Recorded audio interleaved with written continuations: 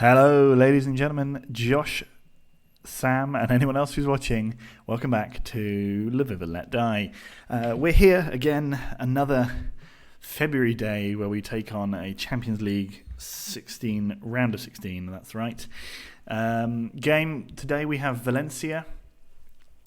We've got them, and then I've got a couple of friendlies to play, and then we've got a game against Shakhtar, and then the Champions League. However, we have to talk about what happened in the first half of the season, so let's quickly check a look at the Premier League. Oh, we're right at the top.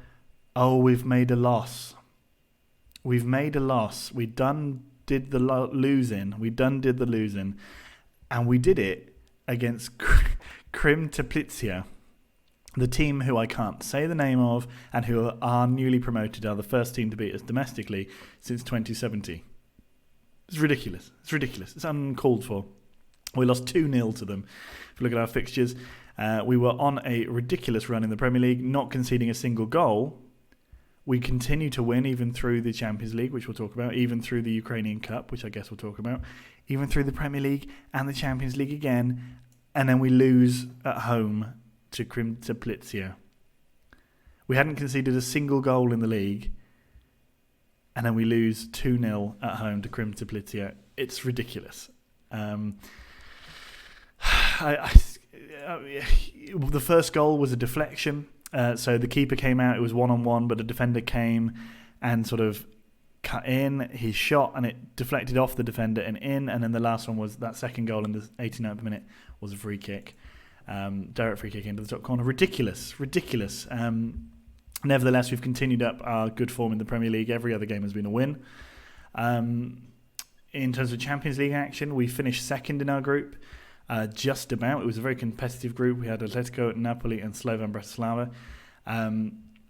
We lost the away games against Madrid and against Napoli, but we beat Atletico at home. In fact, we can just look at the fixtures here. So we lost away to Atletico. We beat Slovan Bratislava home and away.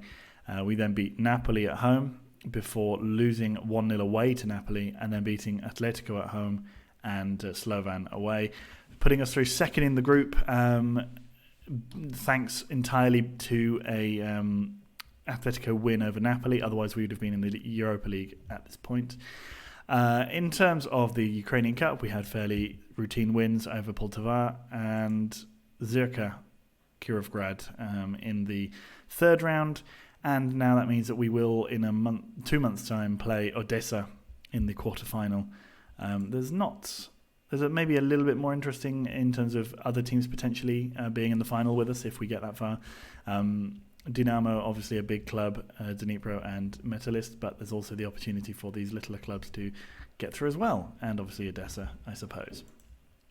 In terms of transfers, we do have one big one. So if we go to if we can just work out how to do it, and then we go to history, we'll see that we have re-signed a couple of players. Well, we've signed a few players, but let's talk about who we've sold. I mentioned that we would be looking to get rid of big Georgian Mick, and he has left for Shakhtar Donetsk for £7 million, a fairly decent increase on what we paid for him. We obviously sold him when he's still a decent player, so he's doing okay for them for sure. But yeah, he's off with Shakhtar now. We made £7 million on him. We made £5 million on him, rather. We also sold a couple of other players. Jose Freire, the decent but not good enough left-back, for example, has gone to Bastia with the cool castle. We sold Dmitry Borisov to Getafe. We sold Alex Navarro to Levante. 2 or 3 players out on loan. And all's a good un. Job's a good un. But in terms of players signed, we have one interesting player since last time we spoke. That's Kofi Donkor, the man, the myth, the legend, the man who we sold to Juventus for £10.5 million. He had 2 disappointing years in Juventus before moving to Real Madrid for £7.5 million, where he similarly was actually okay. In fairness, wasn't bad, and then has been offered out, and we re-signed him. So Kofi Donkor returns to Lviv. He's made a few goal-scoring appearances, and he's already playing just brilliantly, showing you the relative disparity between our league and an actual good league. Nevertheless, he's doing very well.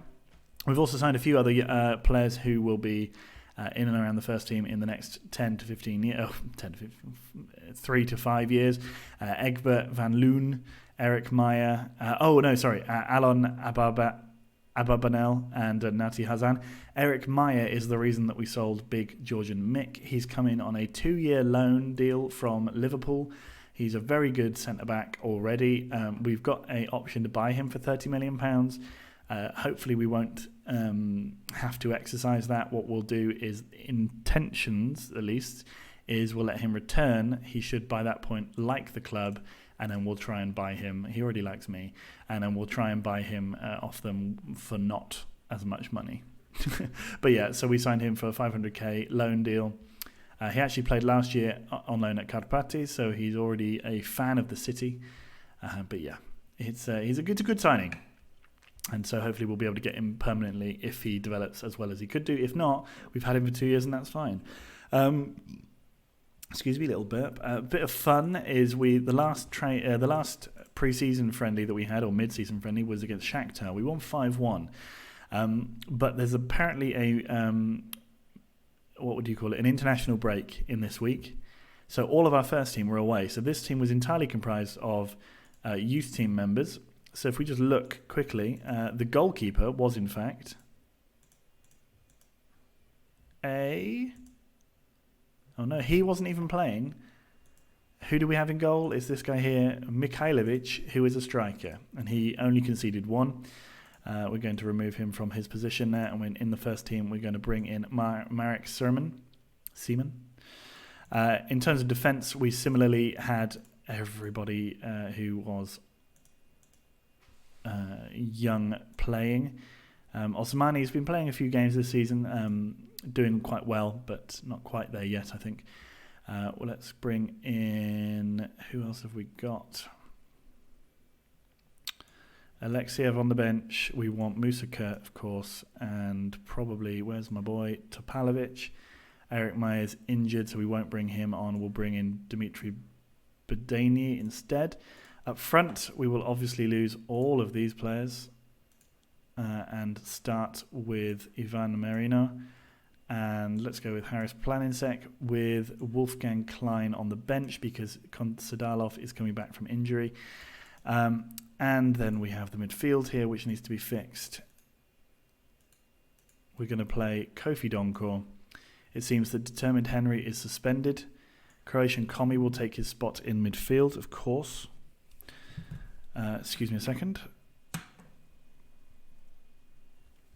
Let me just say, let's put, what's his name? Shahata over there. We'll put Biton on the bench. We'll put Konstadalov on the bench. We will put Konstadalov on the bench, thank you. Naktela and Raymond Cullen will also make the bench.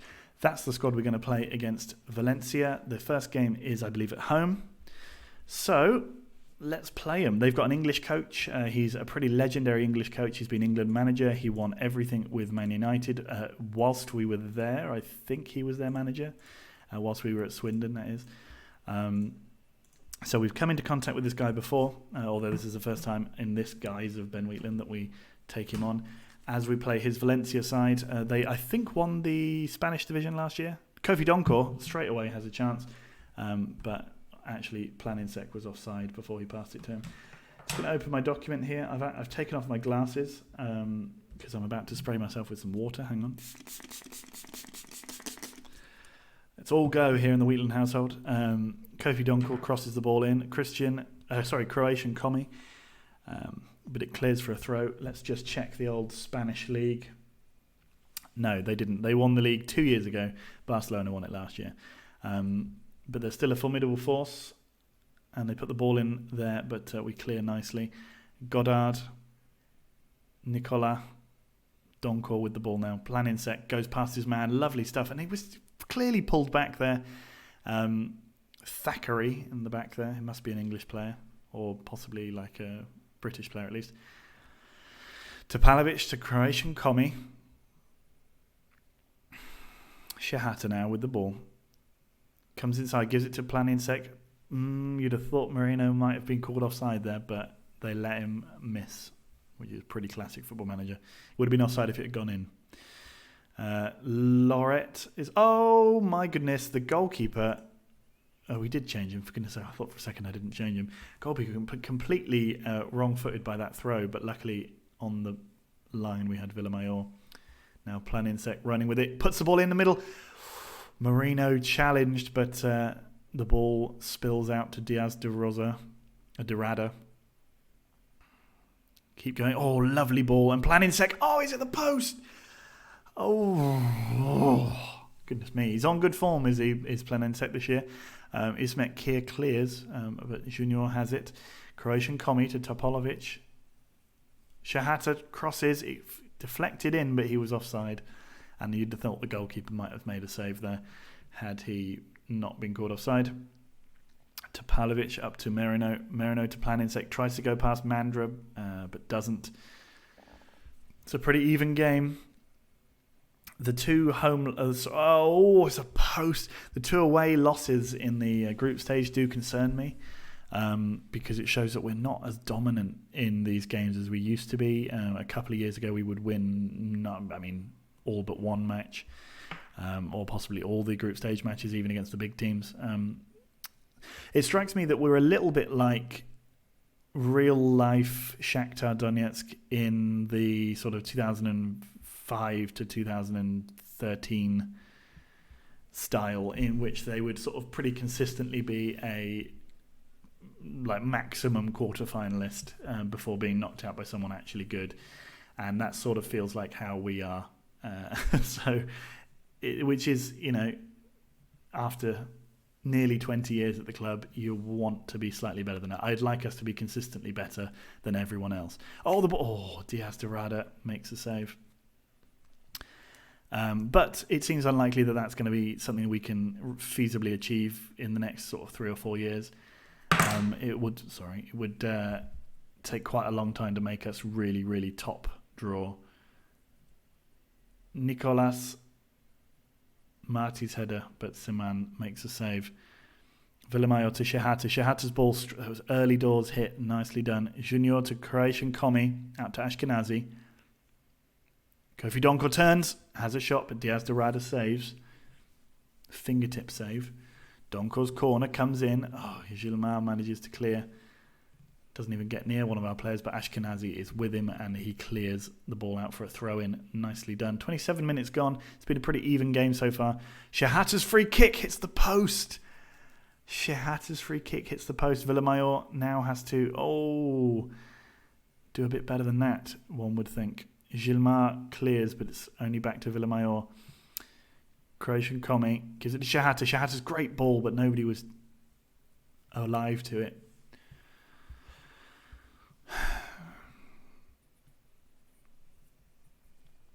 Now they have a free kick. They cross it. Now Gilmar has it on the edge of the box. Okay, they had a man offside. Otherwise it would have been a corner.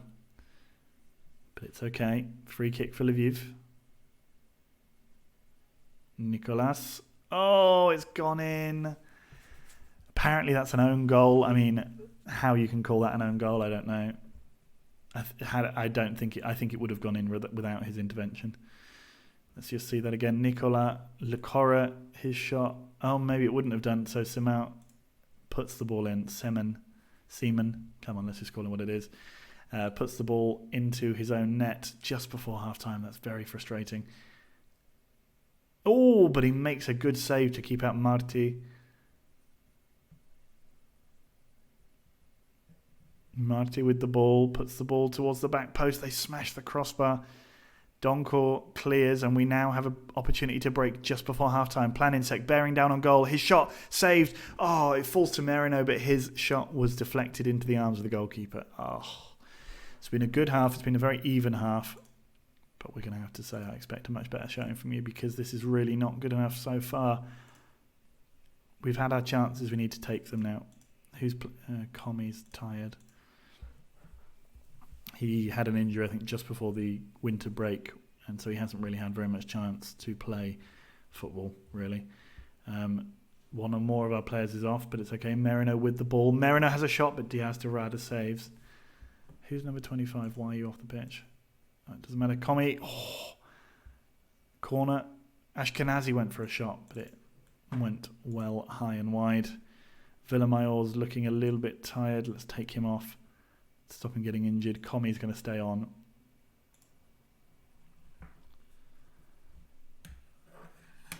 Villamayor gets a yellow card from Mr. Wenger, the referee.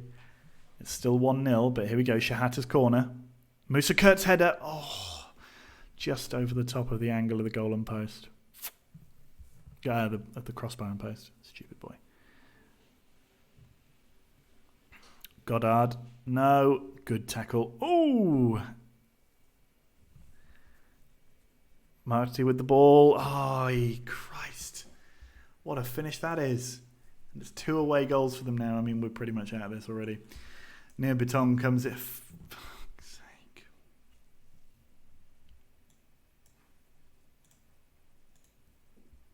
All right. We need to get 2 today. So frustrating. Ashkenazi ball towards Shahata. He finds Planintek, gives it to Klein, who plays it into Shahata, but his shot was poor. Shahata with a free kick. Can he put it away? No. Diaz de Rada saves. Of course. 64 minutes gone. It seems like most of the chances, most of the highlights are going our way. That said, now they have another chance. Lacora's finish was very poor. Considering he's had 2 pretty good finishes, that was out of character. 67 minutes. 73 minutes. Come on. Commie looks in pain. Come on. No. I can't take him off because Cullen's not good enough. And I've made all my substitutions. But also Cullen's not good enough. Lacore goes for another shot.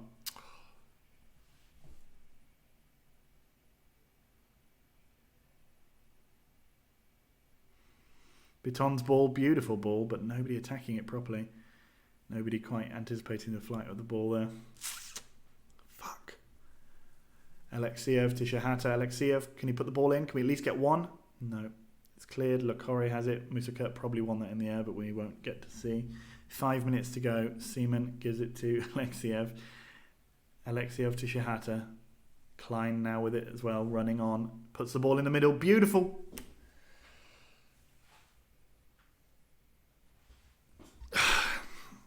Head in hands, thumbs in eyes. Ashkenazi to Planinsek.